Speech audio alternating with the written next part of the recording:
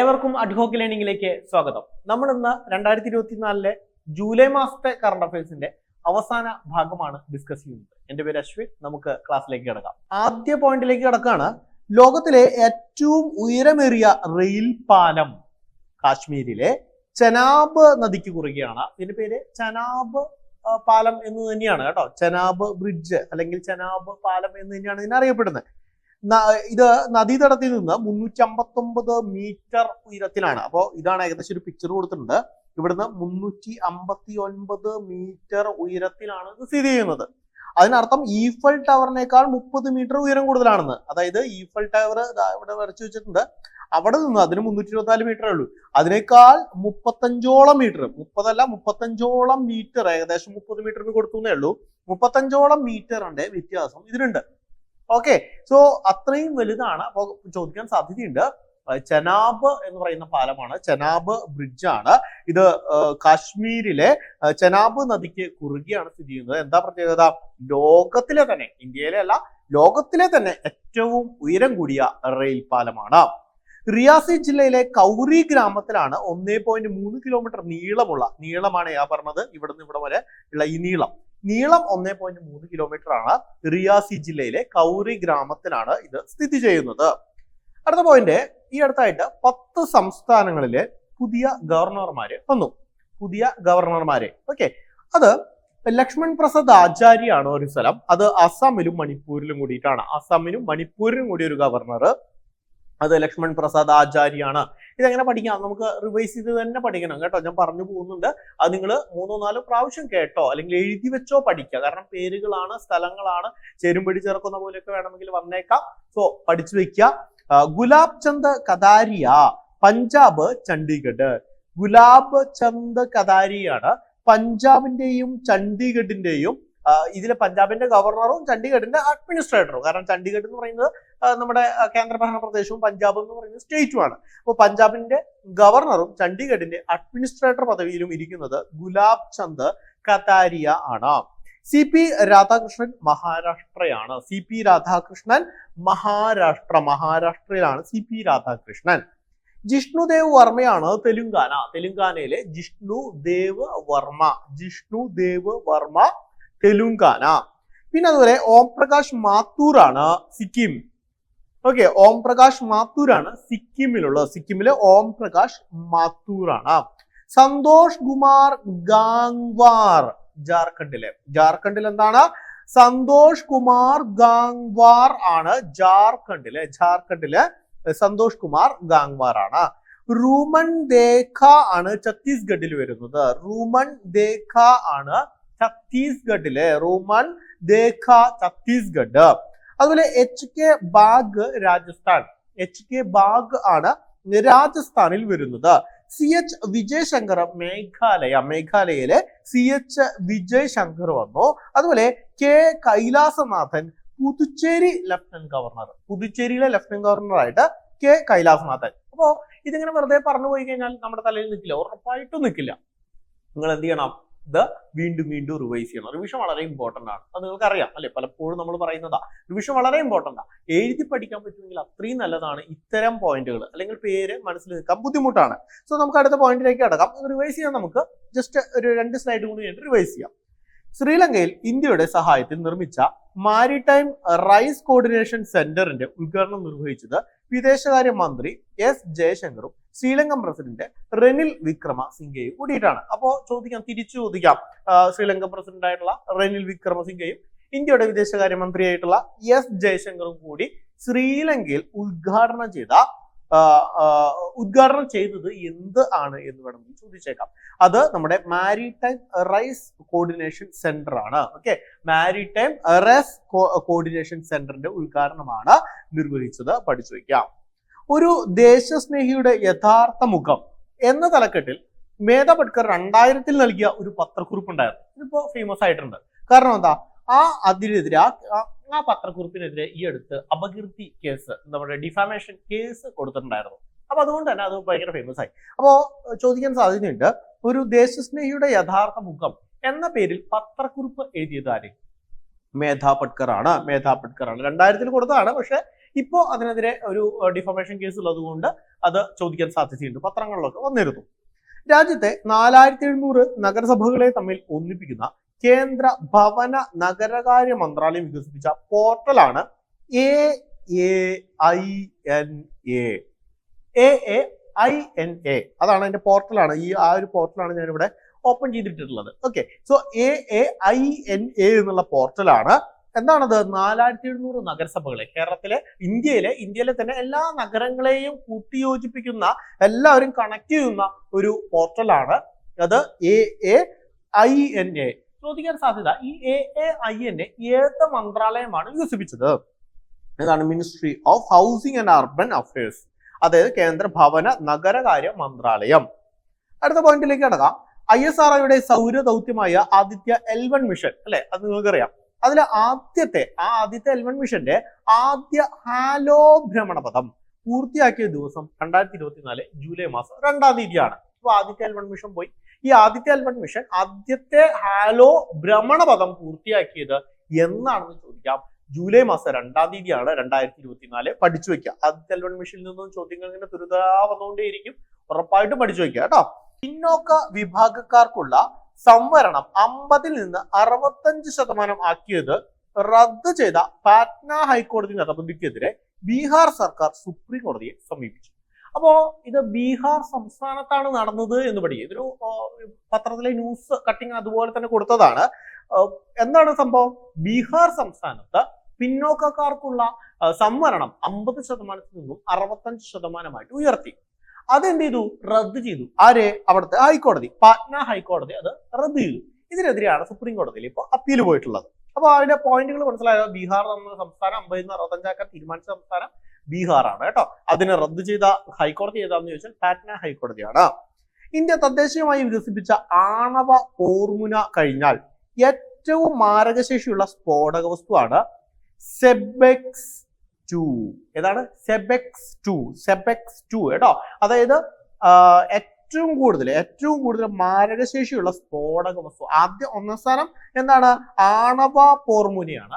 2-ാം സ്ഥാനം സെബെക്സ് 2 ആണ്. സെബെക്സ് 2 ഈ അടുത്താണ് വികസിപ്പിച്ചത്. സെബെക്സ് 2 വികസിപ്പിച്ചത് നാഗ്പൂരിലെ എക്കണോമിക് എക്സ്പ്ലോസീവ് ലിമിറ്റഡ് ആണ്. നാഗ്പൂരിലെ എക്കണോമിക് എക്സ്പ്ലോസീവ് ലിമിറ്റഡ് എന്ന് പറയുന്ന സ്ഥാപനമാണ് ഈ സെബെക്സ് 2-നെ നിർമ്മിച്ചത്. അടുത്ത പോയിന്റ് നമ്മുടെ ബജാജ് ഓട്ടോയുമായി ബന്ധപ്പെട്ടതാണ്. എന്താണത്? ദ്രവീകൃത പ്രകൃതിവാതകം ഉപയോഗിച്ചുകൊണ്ടുന്ന ലോകത്തിലെ ആദ്യത്തെ ബൈക്ക് പുറത്തിറക്കിയ കമ്പനിയാണ് ബജാജ് ഓട്ടോ. ദ്രവീകൃത പ്രകൃതിവാതകം ഉപയോഗിച്ചുകൊണ്ട് ഓടുന്ന ലോകത്തിലെ ആദ്യത്തെ ബൈക്ക് പുറത്തിറക്കിയ ഇന്ത്യൻ കമ്പനിയാണ് ബജാജ് ഓട്ടോ. ഇന്ത്യൻ ഭരണഘടനാ ഹത്യ ദിനമായി ആചരിക്കാൻ തീരുമാനിച്ച ദിവസം ജൂൺ 25-നാണ്. ജൂൺ 25 എന്താ പ്രത്യേകത? 1975 ജൂൺ മാസം 25 നമ്മുടെ രാജ്യത്ത് ആദ്യത്തെ ആഭ്യന്തര അടിയന്തരാവസ്ഥ. ഇന്ത്യയിലെ 3ാമത്തെ നാഷണൽ എമർജൻസി ആണ്. എന്നാൽ ആദ്യത്തെ ആഭ്യന്തര അടിയന്തരാവസ്ഥയാണ് ഇന്ദിരാഗാന്ധിയുടെ നേതൃത്വത്തിൽ അന്ന് ഫഖ്റുദ്ദീൻ അഹമ്മദ് പ്രഖ്യാപിച്ചത്. നിങ്ങൾക്കറിയാതെ അല്ലെ? 1975 ജൂൺ മാസം 25-ാം തീയതി. ഈ ജൂൺ മാസം 25-നെയാണ് കേന്ദ്ര സർക്കാർ ഈ വർഷം 2024 ഭരണഘടനാ ഹത്യ ദിനമായിട്ട് ആചരിക്കാൻ തീരുമാനിച്ചത്. കോൺസ്റ്റിറ്റ്യൂഷണൽ അസാസിനേഷൻ ഡേ ആയിട്ട് ആചരിക്കാൻ തീരുമാനിച്ചത് ജൂൺ 25 കേട്ടോ. അടുത്ത പോയിന്റ്, 2024 ജൂലൈയിൽ പ്രവർത്തനം ആരംഭിച്ച നാർക്കോട്ടിക്സുമായി ബന്ധപ്പെട്ട ഇന്ത്യയുടെ പ്രഥമ ദേശീയ ട്രോളല്ല, ഇത് ടോളാണ് കേട്ടോ. മറ്റേ ട്രോള് എന്ന് കേട്ട് ഫുൾ ട്രോൾ എഴുതി വെച്ചിരിക്കുക. അപ്പൊ toll free help line number ആണ്. എന്താണ്? മാനസ് നമ്പർ 1933. എന്താണ്?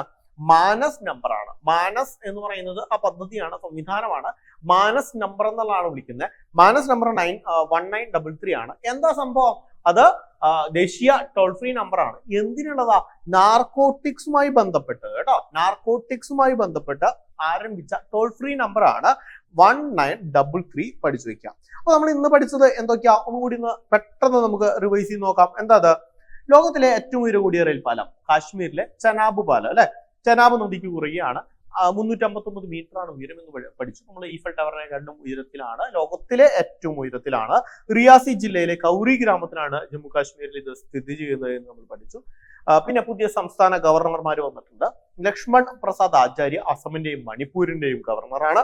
ഗുലാബ് ചന്ദ് ഖദാരിയ പഞ്ചാബിന്റെയും ചണ്ഡീഗഡിന്റെയും ഗവർണറാണ്, ചണ്ഡീഗഡിന്റെ അഡ്മിനിസ്ട്രേറ്റർ ആണ്. പിന്നെ CP രാധാകൃഷ്ണൻ മഹാരാഷ്ട്ര, ജിഷ്ണുദേവ് വർമ്മ തെലങ്കാന, ഓം പ്രകാശ് മാത്തൂർ സിക്കിം, പിന്നെ ജാർഖണ്ഡിന്റെ ആണ് സന്തോഷ് കുമാർ ഗാംഗ്വാർ. അതുപോലെ റുമൻ ദേക്ക എന്നുള്ളത് ഛത്തീസ്ഗഡിന്റെ ഗവർണറാണ്. രാജസ്ഥാന്റെ ഗവർണറാണ് HK ബാഗ്. CH Vijayashankar Meghalaya, K Kailasanathan Puducherry lieutenant ഗവർണറാണ്. എല്ലാം എഴുതി പഠിക്കുക കേട്ടോ. അടുത്ത ശ്രീലങ്കയിലെ ഇന്ത്യയുടെ സഹായത്തിൽ നിർമ്മിച്ച മാരിടൈം റെസ് കോർഡിനേഷൻ സെന്ററിന്റെ ഉദ്ഘാടനം നിർവഹിച്ചത് വിദേശകാര്യ മന്ത്രിയായിട്ടുള്ള S ജയശങ്കറും അതുപോലെ ശ്രീലങ്ക പ്രസിഡന്റ് ആയിട്ടുള്ള റെനിൽ വിക്രമ സിംഗയുമാണ്. ഒരു ദേശസ്നേഹിയുടെ യഥാർത്ഥ മുഖം എന്നുള്ള പത്രക്കുറിപ്പ് 2000 ഇറക്കിയതാര മേധാ പട്കർ ആണ്. രാജ്യത്തെ 4700ഓളം നഗരസഭകളെ തമ്മിൽ ഒന്നിപ്പിക്കാനുള്ള ഇന്ത്യയുടെ കേന്ദ്ര ഭവന നഗരകാര്യ മന്ത്രാലയം വികസിപ്പിച്ച പോർട്ടലാണ് AAINA. പിന്നെ നമ്മൾ എന്ത് പഠിച്ചു? നമ്മുടെ ആദിത്യ L1 മിഷൻ, ആദ്യത്തെ ഹാലോ ഭ്രമണപഥം പൂർത്തീകരിച്ചു. അത് ജൂലൈ മാസം 2-ാം തീയതിയാണ്. അതുപോലെ ബീഹാർ സംസ്ഥാനത്താണ് പിന്നാക്ക വിഭാഗക്കാർക്ക് 50% നിന്നും 65% സംവരണം ഉയർത്തുകയും പാറ്റ്ന ഹൈക്കോടതി അത് റദ്ദു ചെയ്യുകയും ചെയ്തിരുന്നു. ഇന്ത്യ തദ്ദേശീയമായി വികസിപ്പിച്ച ആണവ പോർമുന കഴിഞ്ഞാൽ ഏറ്റവും കൂടുതൽ മാരകശേഷിയുള്ള സ്ഫോടക വസ്തുവാണ് സെബെക്സ് 2. ഇത് നിർമ്മിച്ചത് നാഗ്പൂരിലെ എക്കണോമിക് എക്സ്പ്ലോസീവ് ലിമിറ്റഡ് ആണ് എന്ന് പഠിച്ചു. അതുപോലെ നമ്മൾ പഠിച്ചതാണ് ദ്രവീകൃത പ്രകൃതിവാതകം ഉപയോഗിച്ച് ഓടുന്ന ലോകത്തിലെ തന്നെ ആദ്യത്തെ ബൈക്ക് നിർമ്മിച്ച കമ്പനിയാണ് നമ്മുടെ ബജാജ് ഓട്ടോ. അതുപോലെ ഇന്ത്യൻ ഭരണഘടന ഹത്യ ദിനമായിട്ട്, ഭരണഘടന അസാസിനേഷൻ ഡേ ആയിട്ട് ആചരിച്ചത് ജൂൺ 25-ാം തീയതിയാണ്. 2024 ജൂലൈയിൽ തന്നെ പുറത്തിറക്കിയ ഒരു ടോൾ ഫ്രീ നമ്പർ ഉണ്ടായിരുന്നു, 1933 ആണ്. എന്തുമായി ബന്ധപ്പെട്ടതാണത്? അത് നാർക്കോട്ടിക്സുമായി ബന്ധപ്പെട്ട ഹെൽപ്പ് ലൈൻ നമ്പറാണ്. അടുത്തത് രാഷ്ട്രപതി ഭവനിലെ 2 പ്രധാന ഹാളുകളുടെ പേര് ദർബാർ ഹാൾ എന്നും അശോക് ഹാൾ എന്നും യഥാക്രമം എന്തിനൊക്കെ ഗണതന്ത്ര മണ്ഡപം, അശോക് മണ്ഡപം എന്നിങ്ങനെ പുനർനാമീകരണം ചെയ്യുന്നതിനായി പ്രസിഡന്റ് ദ്രൗപദി മുർമു പ്രഖ്യാപിച്ചു. ഒരു ന്യൂസാണ്. അപ്പോ നിലവിലെ രാഷ്ട്രപതി ഭവനിലുള്ള പ്രധാനപ്പെട്ട 2 ഹാളുകളുടെ പേരാണ്, ഒന്ന് ദർബാർ ഹാള്, 2 അശോക് ഹാള്. ഈ ദർബാർ ഹാളിന്റെ പേര് എന്താക്കി മാറ്റി? ഗണതന്ത്ര മണ്ഡപം. പഠിച്ചു വയ്ക്കുക, ഗണതന്ത്ര മണ്ഡപം. ദർബാർ ഹാളിന്റെ പേരെന്താ? ഗണതന്ത്ര മണ്ഡപം. അശോക് ഹാള് പഠിക്കാൻ എളുപ്പ, അശോക മണ്ഡപം എന്നാണ്. അശോക് മണ്ഡപം, അശോക് ഹാളിന് മണ്ഡപം അല്ലെ. അപ്പൊ അശോക് ഹാള് അശോക് മണ്ഡപം, ദർബാർ ഹാള് ഗണതന്ത്ര മണ്ഡപം എന്നും ആക്കി. ഇന്ത്യയിലെ ആദ്യത്തെ കടലിനടിയിലുള്ള റെയിൽവേ തുരങ്കത്തിന്റെ നിർമ്മാണം തുടങ്ങി. കടലിനടിയിലുള്ള റെയിൽവേ നിർമ്മാണം തുടങ്ങിയിട്ടുണ്ട്. എവിടെയാ? ബാന്ദ്ര കുർള കോംപ്ലക്സിനും താനെ ജില്ലയിലെ ശിൽഫാദയ്ക്കും ഇടയിൽ 21 kilometre Mumbai Ahmedabad bullet train വേണ്ടിയാണ് ഇത് നിർമ്മിച്ചിരിക്കുന്നത്. മനസ്സിലായോ? അപ്പോ മുംബൈ അഹമ്മദാബാദ് ബുള്ളറ്റ് ട്രെയിൻ നിർമ്മാണം അതിന്റെ പാതകൾ നിർമ്മിച്ചുകൊണ്ടിരിക്കുന്നുണ്ട്. അതിന്റെ ഭാഗമായിട്ടാണ് കടലിന് താഴെയായിട്ട് നമ്മുടെ ബാന്ദ്ര കുർള കോംപ്ലക്സിനും താനെ ജില്ലയിലെ ശിൽഫാദയ്ക്കും ഇടയിൽ 21 കിലോമീറ്റർ ആണ് ഇത് നിർമ്മിക്കുന്നത്. ക്ലിയർ ആണോ? അത് എന്താ പ്രത്യേകത? ഇന്ത്യയിലെ ആദ്യത്തെ കടലിനടിയിലൂടെയുള്ള റെയിൽവേ തുരങ്ക നിർമ്മാണമാണിത്. അടുത്ത പോയിന്റ്, യുനെസ്കോയുടെ memory of world Asia, memory of world കേട്ടോ, ഏഷ്യ പസഫിക് റീജിയണൽ രജിസ്റ്ററിൽ ഭാരതത്തിൽ നിന്നുള്ള 3 പൗരാണിക ഗ്രന്ഥങ്ങൾ ഇടം പിടിച്ചു. പഠിക്കാൻ എളുപ്പമാണ്. യുനെസ്കോ 3 ഗ്രന്ഥങ്ങൾ ഏതൊക്കെ എന്ന് മാത്രം പഠിച്ചാലും മതി. ആ വേർഡ് വേണമെങ്കിൽ മെമ്മറി ഓഫ് വേൾഡ് എന്ന് കൂടി വേണമെങ്കിൽ നോട്ട് ചെയ്ത് വെച്ചോളൂ. Memory of world Asia Pacific regional രജിസ്റ്ററിൽ ഭാരതത്തിൽ നിന്നുള്ള 3 പൗരാണിക ഗ്രന്ഥങ്ങൾ ഇടം പിടിച്ചു. അപ്പൊ 3 എണ്ണത്തിന്റെ പേര് പഠിച്ചു വെച്ച് കഴിഞ്ഞാൽ നിങ്ങൾക്ക് ഓപ്ഷനകത്ത് സ്റ്റേറ്റ്മെന്റ് ടൈപ്പ് ഒക്കെ വന്ന് ചോദിച്ചേക്കാം. എന്നാലും ഈ 3 എണ്ണത്തിന്റെ പേര് കൃത്യമായി മനസ്സിലാക്കി വെച്ചാൽ അത് എഴുതിയത് ആരാണെന്നും കൂടി പഠിച്ചു വെച്ച് കഴിഞ്ഞാൽ നിങ്ങൾക്ക് ഈ മാർക്ക് സ്കോർ ചെയ്യാം. എങ്ങനെയത്? തുളസീദാസിന്റെ അവധി ഭാഷയും പഠിച്ചോളൂ. ഇനിയുള്ള എക്സാമുകൾക്ക് ഇപ്പോൾ 3 പാർട്ടായിട്ടൊക്കെ ചോദിക്കും. അതായത് ഇപ്പുറത്ത് ആളുടെ പേര് എഴുതും, ഇപ്പുറത്ത് കൃതിയുടെ പേരുണ്ടാവും, ഇപ്പുറത്ത് ഭാഷയുണ്ടാവും. ഇതിനെ 3ന് കൂടി എന്ത് ചെയ്യണം? യോജിപ്പിക്കണം. അപ്പൊ 3 പേര്, 3 ആൾക്കാര്, 3 ഭാഷ അല്ലെ, 3 കൃതികൾ, 3 ഭാഷ, അങ്ങനെ 3 സെറ്റായിട്ട് കോളമായിട്ട് ഇങ്ങനെ കൊടുത്തേക്കാം. അതിൽ നിന്നും ഇതിനൊക്കെ 1, 2, 3 എന്നും, ഇവിടെ capital A, capital B, capital C എന്നും, ഇവിടെ small A, small B, small C എന്നൊക്കെ കൊടുത്തിട്ടുണ്ടാവും. എന്നിട്ട് ഇതിനൊക്കെ എന്ത് ചെയ്യണം? കൂട്ടി യോജിപ്പിക്കണം, ചേരുമ്പടി ചേർക്കണം. കൃത്യമായി പഠിച്ചാൽ ഇത് സുഖമായിട്ട് ആൻസർ ചെയ്യാം. എന്താ അത്? തുളസീദാസിന്റെ അവധി ഭാഷയിലെ രാമചരിതമാനസ്. അപ്പൊ രാമചരിതമാനസ് കേട്ടോ, രാമചരിതമാനസ് അത് ആരെഴുതിയത്? തുളസീദാസ്. ഏതാ ഭാഷ? അവധി ഭാഷ. വിഷ്ണു ശർമ്മയുടെ, നിങ്ങൾക്ക് അറിയാവുന്ന അല്ലെ, വിഷ്ണു ശർമ്മയുടെ കൃതി എന്ന് പറയുമ്പോൾ തന്നെ നിങ്ങൾക്ക് അറിയാം ഏതാ? വളരെ ഫേമസ് ആയിട്ടുള്ള, എല്ലാവർക്കും ആ കഥകളൊക്കെ അറിയുന്ന ആയിരിക്കാം. മിക്കവാറും കഥകൾ നിങ്ങൾ ചെറുപ്പം മുതലേ കേട്ടിട്ടുണ്ടാവാം. ഏതാണത്? പഞ്ചതന്ത്രം. ഏതാ ഭാഷ? സംസ്കൃതം. അടുത്തത് ഏതാ? ആനന്ദവർദ്ധന്റെ സംസ്കൃതം തന്നെയാണ് ഭാഷ. സംസ്കൃത കൃതി സഹൃദയ ലോക ലോകന. സഹൃദയ ലോക ലോകന. ഈ ലോക ലോകന പഠിച്ചു വെച്ചാൽ മതി. ലോക ലോകന എന്ന് പഠിക്കാൻ എളുപ്പ. ലോക ലോകന, ലോക ലോകന പഠിച്ചു വെക്കാം. അപ്പൊ ആനന്ദവർദ്ധന്റെ സംസ്കൃത കൃതിയാണ് സഹൃദയ ലോക ലോകന. അപ്പൊ 3 ആൾക്കാർ, തുളസിദാസ് ഉണ്ട്, വിഷ്ണു ശർമ്മയുണ്ട്, അതുപോലെ തന്നെ ആചാര്യ ആനന്ദവർദ്ധൻ ഉണ്ട്. 2 എണ്ണം സംസ്കൃത ഭാഷയാണ്, തുളസിദാസിന്റെ മാത്രം ആമതി ഭാഷയാണ്. പഠിച്ചു വെക്കാം. അടുത്ത പോയിന്റ്, അന്തരീക്ഷ ഓക്സിജൻ ശ്വസിച്ച് പറക്കുന്ന ISROയുടെ ATV റോക്കറ്റ് പരീക്ഷണം വിജയം. അപ്പോൾ ഈ ഒരു പോയിന്റ് മാത്രം പഠിച്ചാൽ മതി. ATV റോക്കറ്റ് പരീക്ഷിച്ചു. ആരാ പരീക്ഷിച്ചത്? ISRO. എന്തായിരുന്നു അതിന്റെ പ്രത്യേകത? അന്തരീക്ഷ ഓക്സിജൻ ആണ്, നാച്ചുറൽ ആയിട്ടുള്ള നമുക്ക് അറ്റ്മോസ്ഫിയറിൽ നിന്നും വരുന്ന ഓക്സിജൻ ശ്വസിച്ചുകൊണ്ട് പറക്കുന്ന ഒരു റോക്കറ്റാണ് ATV റോക്കറ്റ് എന്ന് പറയുന്നത്. അത് വിജയിച്ചു. അടുത്ത, റോക്കറ്റിന്റെ ഭാരം കുറയ്ക്കാനും ഭാരമേറിയ ഉപഗ്രഹങ്ങൾ വഹിക്കാനും ഇതുവഴി സാധ്യമാകും. കാരണം ഫ്യൂവൽ അധികം വേണ്ടല്ലോ. അപ്പൊ അത് കാരണം കൊണ്ട് റോക്കറ്റിന്റെ ഭാരം കുറയ്ക്കാനും ഭാരമേറിയ ഉപഗ്രഹങ്ങൾ വഹിക്കാനും ഇതുവഴി സഹായിക്കും. അമേരിക്ക, റഷ്യ, ജപ്പാൻ എന്നീ രാജ്യങ്ങൾ കഴിഞ്ഞാൽ ഈ പരീക്ഷണ വിജയം നേടുന്ന 4ാമത്തെ രാജ്യമാണ് ഇന്ത്യ. അപ്പൊ നമ്മുടെ 4 രാജ്യങ്ങൾ ഏതൊക്കെയാണ് രാജ്യങ്ങൾ? അമേരിക്ക, റഷ്യ, ജപ്പാൻ കഴിഞ്ഞ് 4ാമത്തെ രാജ്യമാണ് ഇന്ത്യ. എന്തായിരുന്നു പ്രത്യേകത? നാച്ചുറൽ ആയിട്ട്, അതായത് അന്തരീക്ഷത്തിലെ ഓക്സിജൻ ശ്വസിച്ചുകൊണ്ട് പറക്കുന്ന റോക്കറ്റ് വികസിപ്പിച്ചെടുത്തു. അതെന്താ റോക്കറ്റിന്റെ പേര്?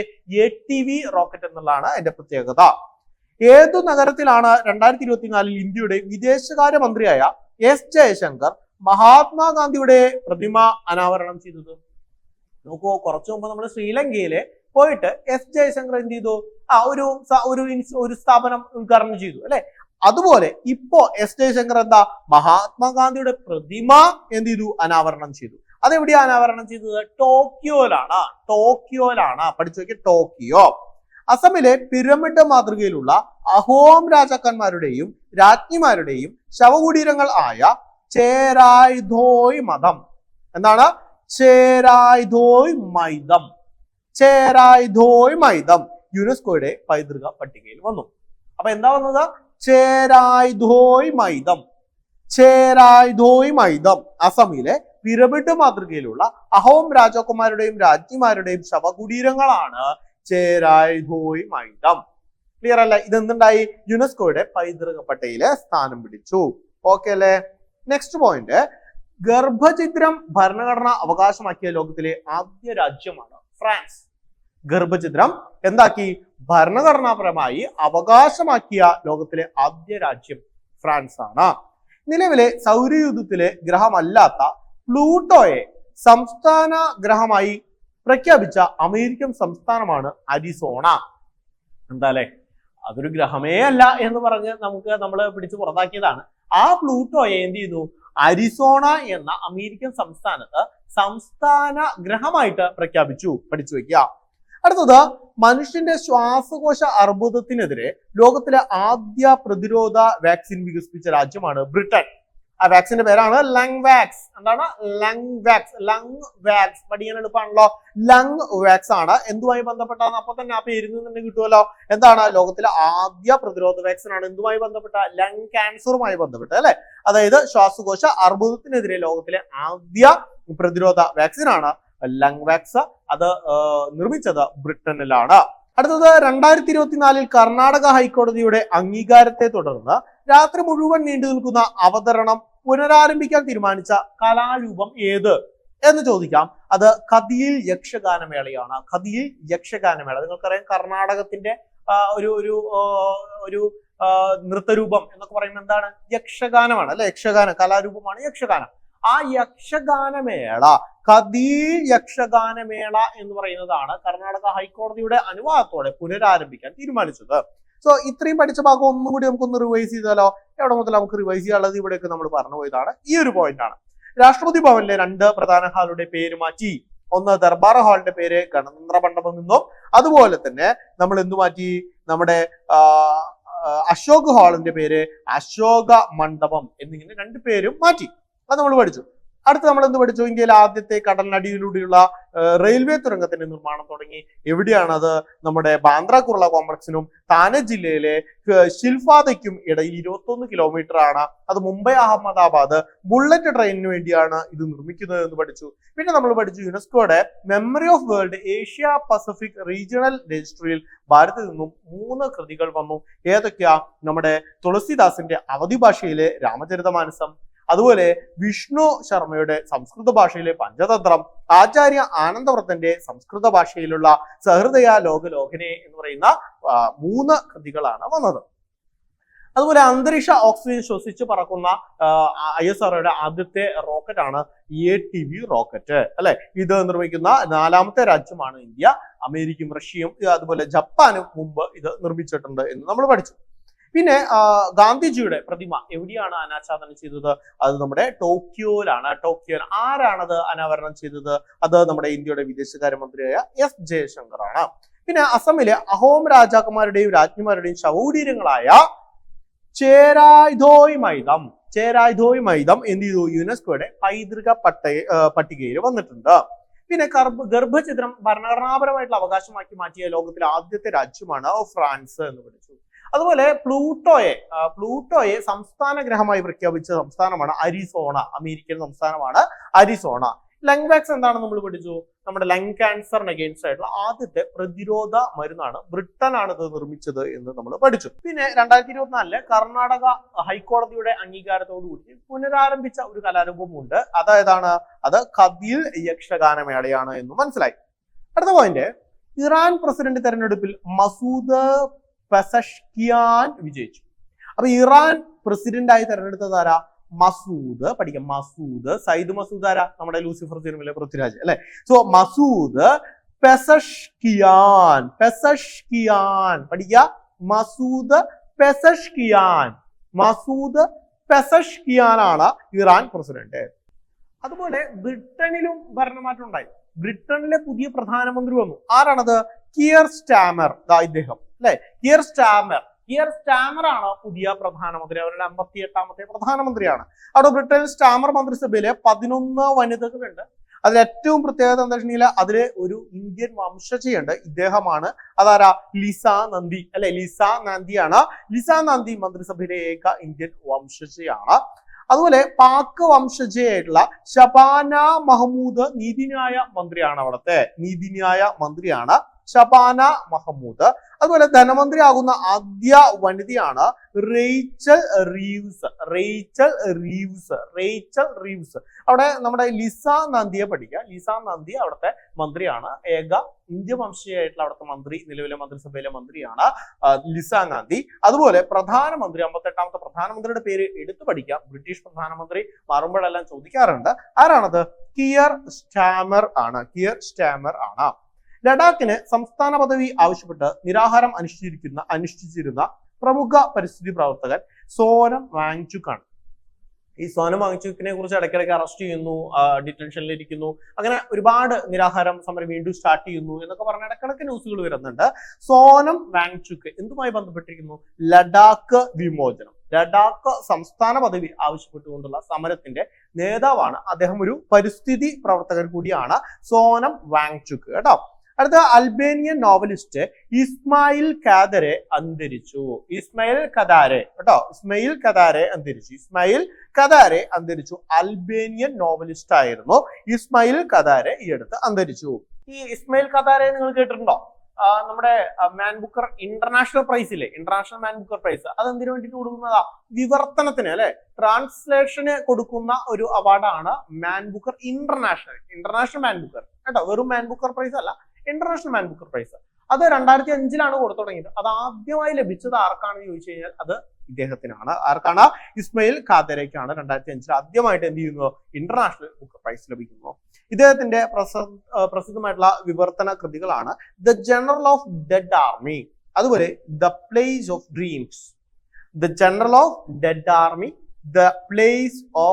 ഡ്രീംസ്. ഇതാണ് പ്രസിദ്ധമായിട്ട് അദ്ദേഹത്തിന്റെ പുസ്തകങ്ങൾ. ടൈറ്റാനിക്, അവതാർ തുടങ്ങിയ വൻകിട സിനിമകളുടെ നിർമ്മാതാവും ഓസ്കാർ ജേതാവുമായ ജോൺ ലാൻഡോ ഈ അടുത്ത് അന്തരിച്ചു. അപ്പൊ അതും പഠിച്ചു വെക്കുക. ജോൺ ലാൻഡോ എന്തുമായി ബന്ധപ്പെട്ടിരിക്കുന്നു? അവതാർ, അതുപോലെ ടൈറ്റാനിക് പോലെയുള്ള സിനിമകള് നിർമ്മിച്ച ഓസ്കാർ ജേതാവായിട്ടുള്ള വ്യക്തിയായിരുന്നു ജോൺ ലാൻഡോ. അദ്ദേഹം മരിച്ചു. അതുപോലെ ഇനി കരീബിയൻ കടലിൽ രൂപപ്പെട്ട ബെറിൽ ചുഴലിക്കാറ്റിനെ തുടർന്നാണ് വെസ്റ്റ് ഇൻഡീസിൽ നടന്ന T20 ലോകകപ്പിലെ വിജയകിരീടവുമായി ഇന്ത്യൻ ക്രിക്കറ്റ് ടീം താരങ്ങളെ എത്താൻ വൈകിയത്. അപ്പോൾ ഇവിടുത്തെ ഒരു പോയിന്റ് എന്താ വെച്ചിട്ടുണ്ടെങ്കിൽ, ഇന്ത്യ 2024 2020 വേൾഡ് കപ്പ് ജേതാക്കളായി. എന്നിട്ട് ഇന്ത്യയിലേക്ക് വരുമ്പോൾ സാധാരണ നിങ്ങൾ കണ്ടുന്ന 2007 അതുപോലെ 2011 അല്ല നമ്മൾ ലോകകപ്പ് നേടുമ്പോൾ വലിയൊരു ഇന്ത്യയിലെ അവരെ 2011 മുമ്പൊക്കെ 2007 എന്ന് പറയുമ്പോൾ അവിടെ നിന്ന് ഇവിടെ വരെ വന്ന് ഇന്ത്യയിൽ നാട്ടിലെത്തിയതിനു ശേഷം എന്ത് ചെയ്യുന്നു, അവിടെ സ്വീകരണം നടക്കുന്നതൊക്കെ ഉണ്ടായി. 2011 ഇന്ത്യയിൽ തന്നെ ലോകകപ്പ് നടന്നുകൊണ്ട് സ്വീകരണം എത്താൻ വേണ്ടി വെയിറ്റ് ചെയ്യേണ്ട ആവശ്യമില്ല, ഇന്ത്യയിൽ തന്നെ അവരുണ്ടല്ലോ. അപ്പൊ അത്തരം സ്വീകരണ ചടങ്ങുകളെല്ലാം നടത്താറുണ്ട്, എല്ലാ വേൾഡ് കപ്പ് ജയിക്കുമ്പോഴെല്ലാം അങ്ങനെ നടത്താറുണ്ടല്ലോ. ഇപ്രാവശ്യം ആ ലോകകപ്പുമായിട്ട് ഇന്ത്യ എത്താൻ ഒരുപാട് വൈകി. നമ്മൾ വിചാരിക്കും ഇതുവരെയായിട്ട് അവരെത്തിയില്ലല്ലോ, എന്താണ് ഇവിടെ വിജയാഹ്ലാദ പ്രകടനങ്ങളോ മറ്റൊന്നും നടന്നില്ലല്ലോ എന്ന് വിചാരിച്ചിരിക്കുമ്പോഴാണ് നമുക്ക് ഒരു ബാഡ് ന്യൂസ് ആ സമയത്ത് എത്തിയത്. എന്താണത്? വെസ്റ്റ് ഇൻഡീസില് ഒരു ബെറിൽ ചുഴലിക്കാറ്റ് നടന്നിരുന്നു. ബെറിൽ ചുഴലിക്കാറ്റ്. അത് കാരണം കൊണ്ട് ഇന്ത്യൻ ക്രിക്കറ്റ് ടീം അവിടെ സ്റ്റക്കായി.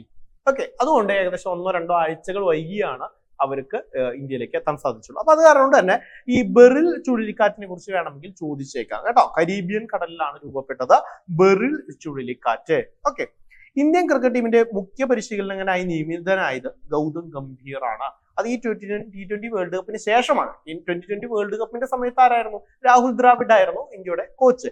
നിലവിലെ കോച്ച് ഗൗതം ഗംഭീർ ആണ്. അതിനുശേഷം 2024 വനിതാ ഏഷ്യ കപ്പ് ക്രിക്കറ്റ് നടന്നു. അതിൽ ശ്രീലങ്കയാണ് ജയിച്ചത്.